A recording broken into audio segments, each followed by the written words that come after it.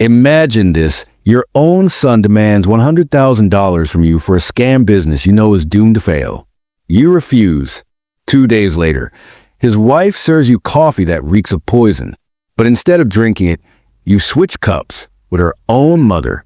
Within an hour, screams echo through the house as she writhes in pain and collapses. Now here I am, an old man, sitting in my recliner asking myself, was I wrong for letting fate deal with them? Or was it justice? Backhand index point right before I dive in. Hit that like button, subscribe if you're new here, and let me know in the comments, what would you have done if you were in my shoes? I'm 74 years old, widowed, and I've lived long enough to know when someone is feeding me nonsense. My son, Brian, storms into my living room one afternoon with his wife, Tiffany, right behind him. Dad, I need $100,000, he blurts out. No greeting, no smile, no how are you, old man? Just straight to business. I stare at him, my coffee cup halfway to my lips. $100,000? For what? He leans forward like he's pitching on Shark Tank. A once-in-a-lifetime business opportunity. My buddy has a startup, crypto, NFTs, online casinos. It's the future. We'll triple your money in 6 months. I almost spit my coffee. Crypto? Casinos? Brian, that's not a business. That's a scam with extra steps. Tiffany rolls her eyes, flicking her long fake nails against her phone screen. Everyone's making money in crypto. Only boomers like you don't get it. I chuckled bitterly. Well, this boomer worked 50 years, paid off a house, and has money in the bank because I didn't throw it into scams. Brian's face hardens. So that's a no? That's a hell no. The room goes cold. Tiffany whispers something in his ear, and they both glare at me like vultures circling a dying animal. 2 days later, Tiffany comes over alone. She's all smiles. Too many smiles. Hi, Dad, she says sweetly. I thought I'd make you some coffee. My treat. Now, let me tell you something. In 74 years, no daughter-in-law has ever made me coffee out of kindness. I sit back in my recliner, watching her clatter around the kitchen. She brings me a steaming cup. I lift it, take one whiff, and freeze. It smells wrong. Bitter, metallic, like something scraped off a car engine. Try it, she urges, her eyes glued to me. Instead of drinking, I fake a cough. I'll have it later. She pouts, but leaves the cup on the table. That's when her mother, Linda, walks in. A loud, nosy woman who's always hanging around my house. Oh, coffee. Linda chirps, grabbing the cup before I can say a word.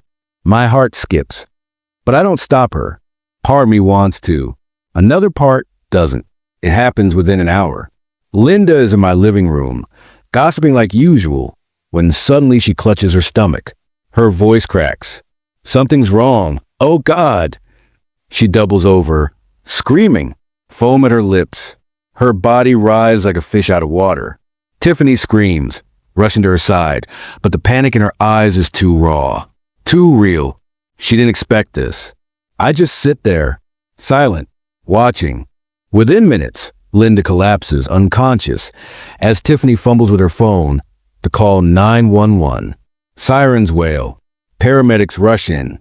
They take Linda away, still alive but barely. And through it all, Tiffany keeps shooting me glances, accusing, terrified, because she knows I know. The police come sniffing. They ask questions. Where did the coffee come from? Who made it? Tiffany insists Linda must have had an allergic reaction. But the paramedics found traces of something in her system. Something not in food. Something closer to poison. Brian explodes at me later. What the hell happened, Dad? I shrug. I don't know. Maybe you should ask your wife. He pales. Tiffany won't even look at me. Now here I sit, days later, telling you this story. Did I switch the cups on purpose? No, I didn't hand it to her. But I didn't stop her either. And when I smelled that coffee, deep down I knew, this wasn't the first time Brian tried to use me. When he was 16, I caught him sneaking into my wallet. Not for candy money. For drugs. I didn't scream, didn't beat him. I dragged him to rehab. Paid every bill. Sat in every family session. And what thanks did I get?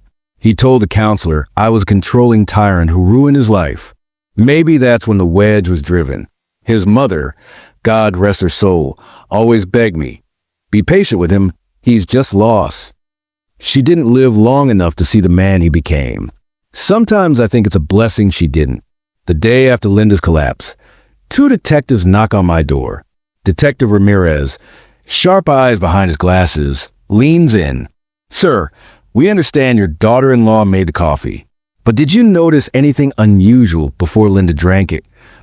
I glance at Tiffany, sitting stiffly on my couch. She's wringing her hands. Smelled odd, I say slowly. Metallic, bitter. I didn't drink it. Ramirez scribbles notes. Tiffany shoots me a glare that could melt steel. Did you think it might have been poisoned? Ramirez presses. I shrug. I'm 74. I'm suspicious of everything. You live this long. You learn not to trust freebies. He chuckles. Tiffany doesn't. That night, Brian storms into my house. His face is red, his voice booming. You try to frame my wife. She was just being nice. I slam my cane against the floor. Nice? Brian, she handed me a cup of death. If her mother hadn't taken it, I'd be in a morgue right now. Tiffany crosses her arms. That's ridiculous. Why would I kill you? Maybe because I wouldn't hand you $100 grand to blow on a scam. Silence. Heavy. Thick. The kind that makes your skin crawl. Brian swallows hard but doesn't deny it. Small towns talk. Within a week, neighbors are whispering at the grocery store. Church ladies give Tiffany the side eye. Did you hear about the coffee? They say she tried to poison him. No, it was a mother's medication mixed up. Meanwhile, I keep my head down, pushing my cart, listening. Part of me enjoys the whispers. Part of me fears them. Because gossip is like wildfire. You don't control where it spreads. Against my better judgment, I visit Linda in the hospital. She's pale, tubes running out of her arms. But she's alive. Her eyes flutter open when she sees me. You knew. I nod. I smelled it, but I didn't stop you. Her lips twitch. A bitter smile. Maybe that's justice. I raised Tiffany. Spoiled her. Taught her greed. Maybe this is my punishment. For the first time in years, I feel pity. Detective Ramirez returns a week later. We can't prove intent. The toxicology was inconclusive. Could have been contamination. Could have been medicine mixed wrong. No case. I lean back, a hollow laugh escaping me. So she walks free? He nods. Unless you've got proof. I don't. All I have is instinct and 74 years of knowing when someone's lying. Brian insists on a family reconciliation dinner. Against my gut, I go. The table is set. Tiffany's smiling like a step-forward wife. Linda, still weak, sips water. Halfway through the meal, Brian raises a glass. To family, to moving past mistakes. I lock eyes with him. Past mistakes or attempted murder. The fork drops from Linda's hand. Tiffany's smile cracks. Brian slams the table. Drop it, Dad. You're obsessed. I lean forward. My voice is low, dangerous. I may be old, but I am not senile. You tried to bury me, and I won't forget it. That night, I call my lawyer. Rewrite the will. I say, Brian and Tiffany get nothing, not a dime. He hesitates. You're sure? Dead sure. If I die tomorrow, I want them to know their greed earned them empty hands. Brian finds out. Shows up at my door again, this time shaking with rage. You can't cut me out. I'm your son. You cut yourself out the moment you chose money over blood. Tiffany hisses. You'll regret this. I laugh, cold and bitter. I already don't. And now here I am, alone in my recliner. House quiet, except for the ticking clock. I replay that day again and again. The coffee, the smell, Linda reaching for the cup. I could have stopped her, but I didn't. So I ask you, backhand index pointing right, was I wrong? Backhand index pointing right, did I let karma do my dirty work? Backhand index pointing right, or am I no better than them? Watching poison flow where it wasn't meant? Tell me, Internet strangers. Am I the asshole? After everything, I did what any old man with Wi-Fi and too much free time does. I wrote my story online. I posted the whole thing. Brian's demand, Tiffany's coffee, Linda's collapse. And I asked the world, am I the asshole? The comments came pouring in. Bust in silhouette you / justice for boomers. Not the asshole. They tried to murder you. Cutting them out of the will was the only sane choice. Bust in silhouette you / karma served hot. Yes, H. You knew it was poisoned and let someone else drink it. That's dark. Bust in silhouette you / coffee addict 89. Bro, if my DIL handed me sketchy coffee, I've thrown it in her face. Props for the chess move though. Bust in silhouette you / golden years gal. You raise your son. Some of this is on you. Generational trauma much. The thread exploded. Half the internet saw me as a survivor of attempted murder. The other half saw me as complicit in Linda's suffering. I sat back in my chair, chuckling bitterly. Even strangers couldn't decide if I was a victim or a villain. Months passed. The coffee incident faded into whispers. I thought maybe, just maybe, life would quiet down. Then, one morning I get a knock on the door. It's Detective Ramirez again. Mr. Thompson, he says grimly, you'll want to sit down. Turns out Brian's big business deal? Total fraud. The FBI busted his crypto partners in a massive scam. Tens of millions stolen. Brian wasn't just planning to burn my money. He was laundering for criminals. And Tiffany? She flipped on him. Told investigators he masterminded part of the operation. Now my son sits behind bars, facing years. Tiffany walks free, her hands clean in the eyes of the law. But every time she sees me in town, she looks away, because she knows I know. And me?